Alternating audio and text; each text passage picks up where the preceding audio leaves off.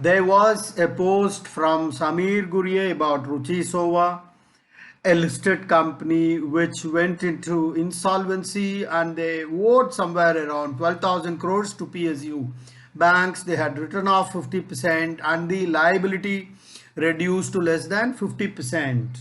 Of course, such delinquencies have happened in the past, and in such cases, the best method of salvaging is something that the banks had done in this particular case. And this is not the first time delinquencies are handled in this manner since the independence of our country, right?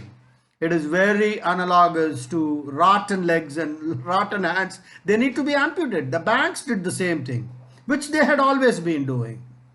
Second, we talk about NCLT putting up for sale SEBI and only two bidders remaining, that is Adani and Patanjali.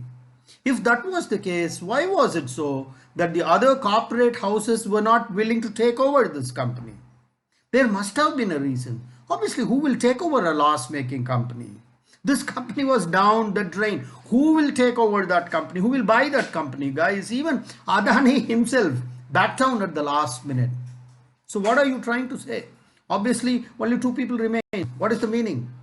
Secondly, the bid of Patanjali was something around 4,300, out of which some amount, say 3,200 something, will be funded by the banks. Of course, this time the banks funding the money is on the strength of the new borrower, based on his credentials, his credit ratings, right?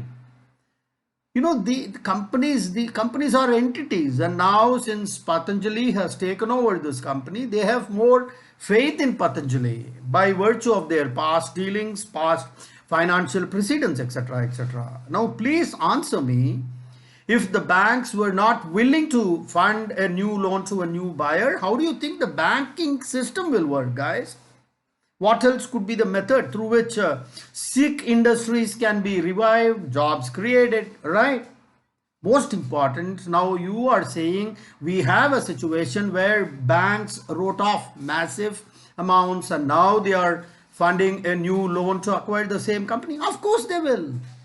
Macroeconomics, we have all studied that it mandates that banks, being the main lifeline of the economic system, they will keep lending, guys. The show must go on. The corporate growth, the credit growth has to take place. The corporate formation has to take place. Companies go delinquent.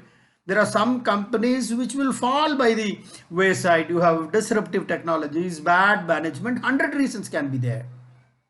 But credit growth needs to happen. Banks will keep lending. Capital formation will keep happening, right?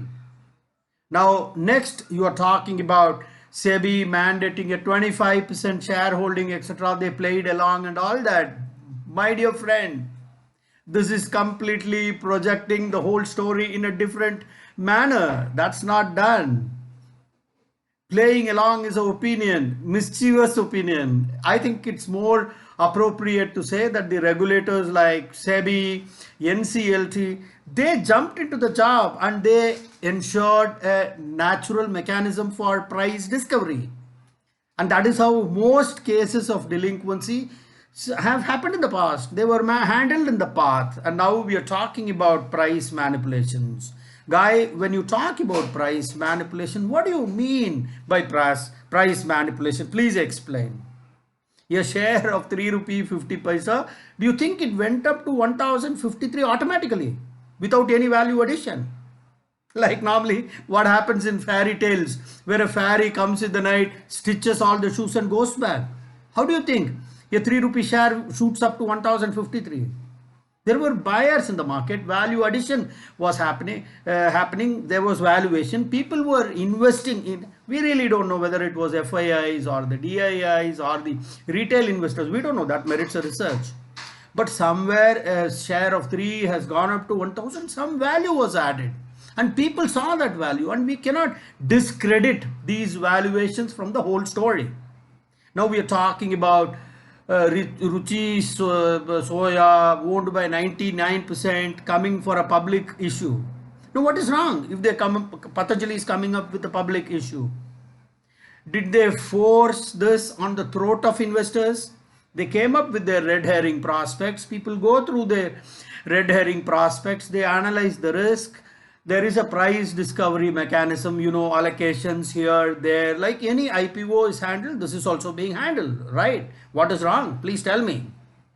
Now you are saying bankers wrote off few thousand crores and they funded the acquisition. We have already talked about it. This is delinquency. They have existed. They are existing. They will continue to existing. The credit goes both to the banks and to the entrepreneur in this particular case, which is your point number 8. The credit goes to the banking system because they have salvaged whatever was passable from the delinquency, as is normally being done in such cases, and the credit goes to the entrepreneur because this was a loss-making company going down the drains. Patanjali took hold of that company, added value, took that risk, managed that risk quite well. Then they brought up this valuation from 3 rupees to 1000. Let's salute the entrepreneur guy. They revived this company, job opportunities to thousands of people. People are getting benefited. There are customers, marketing campaigns, advertisement, a whole ecosystem that comes up along with that. Right. So now Ramdev will own 80%. Of course he will. He has put in money. It is a question of how you manage your risks, how do you create strategies in your organization. Not that Adani could not have done this, but probably he may not be interested in this particular company. He might have thought probably this could be better invested in some other venture, and that is why we have entrepreneurs in any growing company, right? Growing economy. So what are you trying to say? Through the whole post there was a scam, etc. Absolutely not convincing. Especially the last sentence which says taxpayers money being looted. There cannot be anything. What do I say? It is a much greater, I would call it in one word, which is demagoguery. Sorry for saying this, and this is my point of view. Thank you very much, Samir. By the way, I appreciate your points. You always bring in a new perspective to things, and I really appreciate that.